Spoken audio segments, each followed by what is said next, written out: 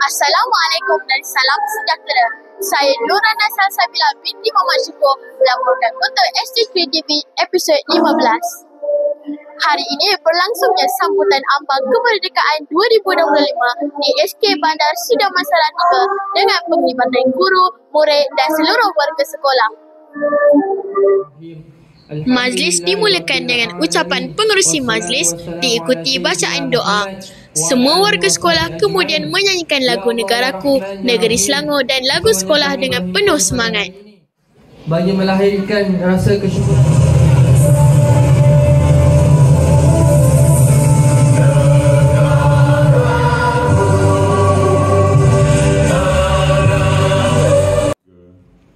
Ucapan guru besar menekankan kepentingan menghargai jasa pejuang tanah air. Selepas itu, dataran sekolah bergema dengan lawan keramat merdeka oleh murid-murid.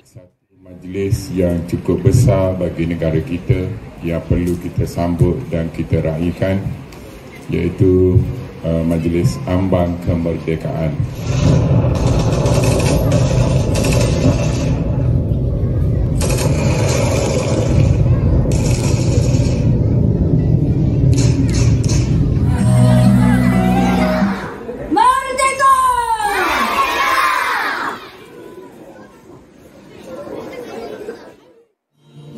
Sambutan semakin meriah dengan persembahan nyanyian, pertandingan Wow Merdeka, deklamasi sajak serta kuis kemerdekaan tahap 1. Adakah boleh tukar ataupun tidak? Anggapan awak ataupun menghembahkan kesungguhan yang ditunjukkan oleh murid. Satu cerita terpacir perjuangan. Mana akan muncul Sekarang bersama saya ialah seorang murid yang turut serta dalam sambutan ambang kemerdekaan pada hari ini. Apakah perasaan anda apabila menyertai sambutan ambang kemerdekaan pada hari ini?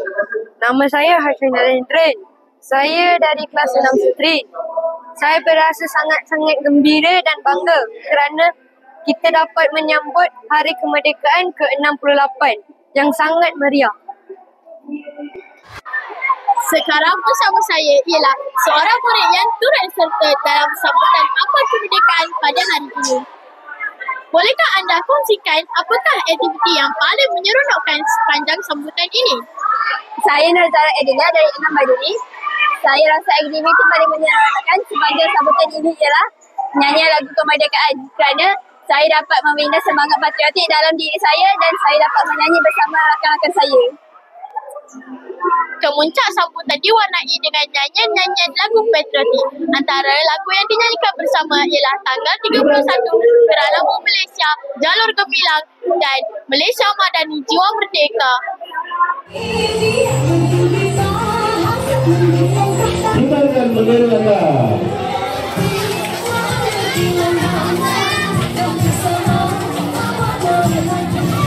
Dan juga anda silakan bergegas.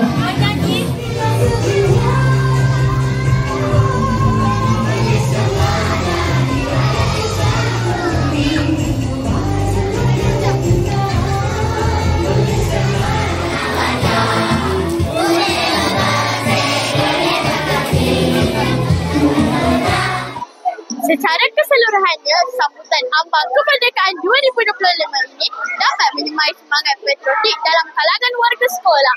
Saya Nurana Salsabila binti Muhammad Syukur melaporkan untuk ST3 TV.